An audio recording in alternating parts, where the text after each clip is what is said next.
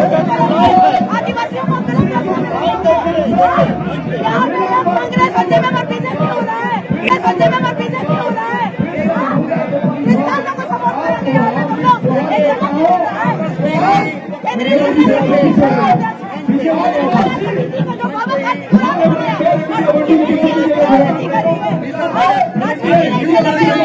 राजनीति करने हमारे आदिवासी नहीं आए हैं।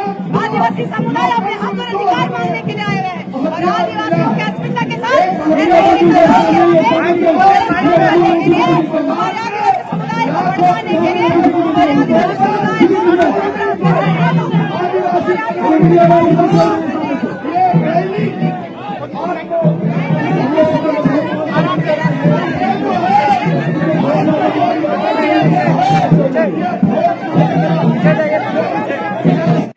मैं उनको कहना चाहती हूँ कि इन जैसे रंगासियारों से सावधान रहिए।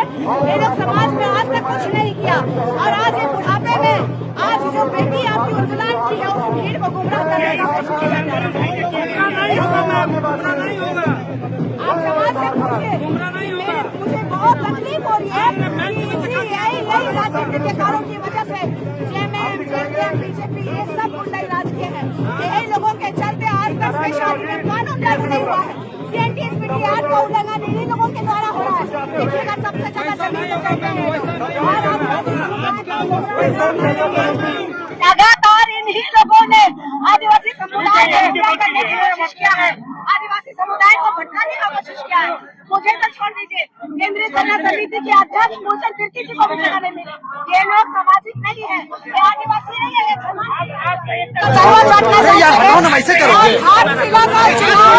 करके ये लोग राजनीति का शिकार बना दिया आदिवासियों को। मेरा आदिवासी समाज की आज फिर से नेता और राजनेताओं ने इन्हें गुमराह करने का काम किया।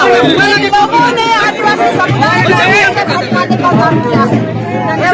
निशा जी आप राजनीति कर रही है, कहा जा रहा है? देखिए, मैं केंद्रीय सलाह समिति की केंद्रीय अध्यक्ष महिला प्रभारी राजनीति करके रहे हैं और राजनीति कर रहे हैं हर जिला के चुनाव को लेकर के।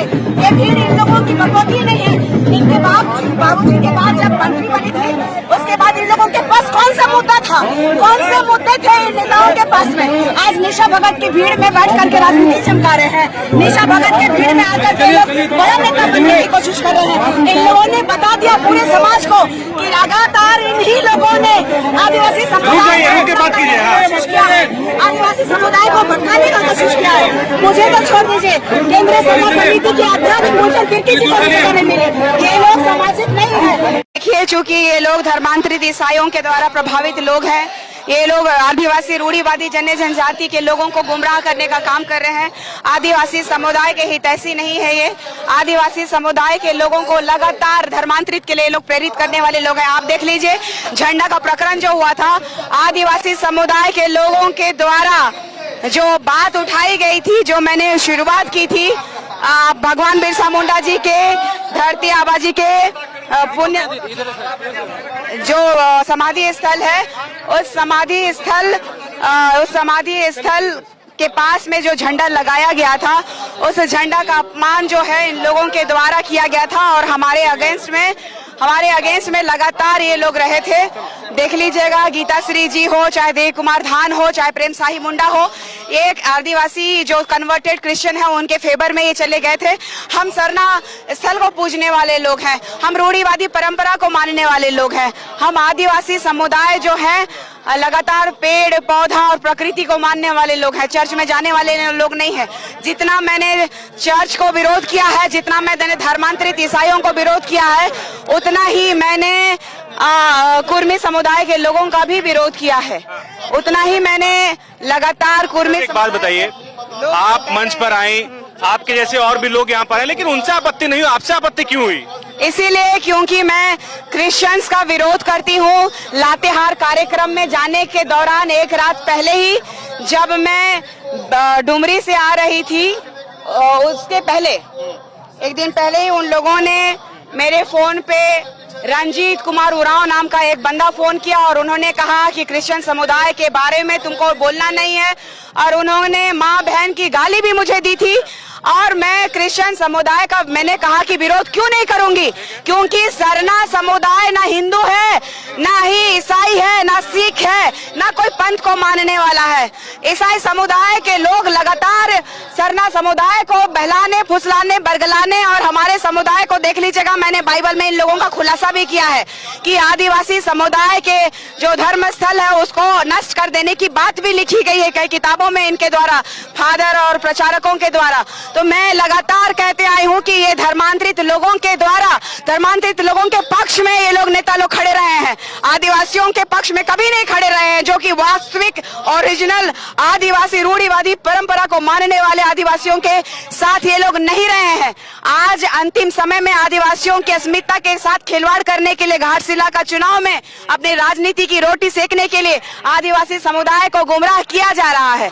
तो आदिवासी घाटशिला उपचुनाव यहाँ कहाँ से आ गया? यहाँ तो कुर्मी के मांग के खिलाफ, यहाँ कुर्मियों का जो विरोध करना था तो मैं भी कुर्मियों का भी विरोध कर रही थी, लेकिन आप देख लीजिएगा कि यहाँ पे लगातार मैं ही एक लड़की मैं ही हूँ जो कि धर्मांतरित ईसाइयों के द्वारा जो धर्मांतरित किया जा रहा है, तो उनके खिलाफ भी लगातार मैं काम करते आई हूँ कि धर्मांतरित ईसाइयों का आरक्षण समाप्त करना चाहिए, डिलिस्टिंग होना चाहिए।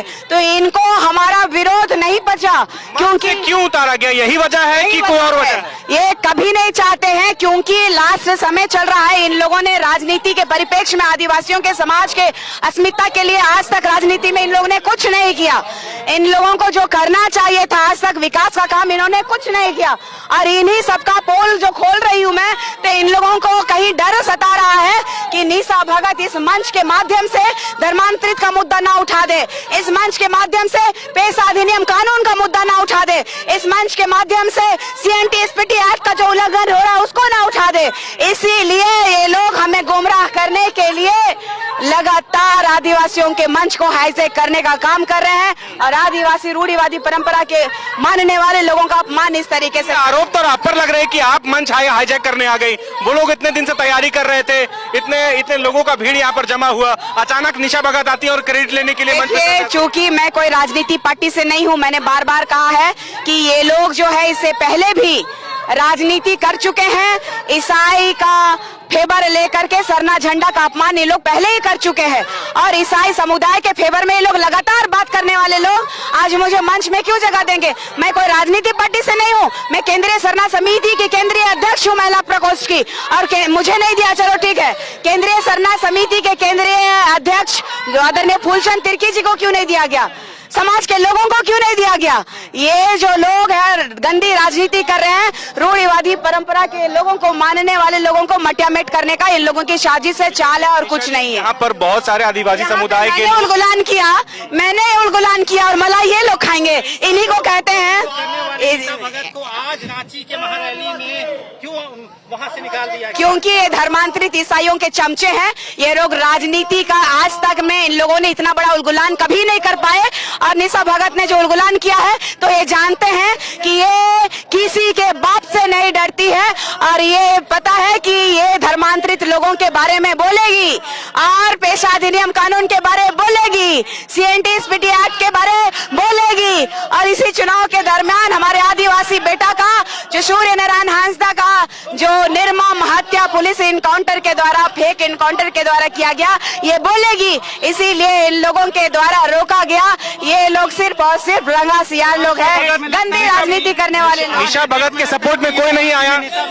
मेरे सपोर्ट में पूरा समाज है। अगर मैं एक बार बोल दूंगी ना तो फिर मेरा पूरा समाज मेरे हुजूम आ जाएगा, लेकिन मैं अपना आदिवासी समुदाय यहाँ पे अगर भगदड़ होगी तो कितने मासूम लोगों की जान चली जाएगी। आपको होश है?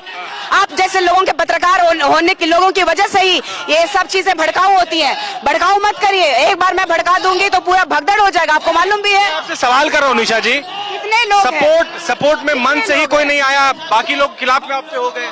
देखिए पूरा मंच के बाद मेरे साथ भीड़ है, देख लीजिए। गीता श्री उरांव मंच पर बैठी हुई, गीता श्री तो दलाल है।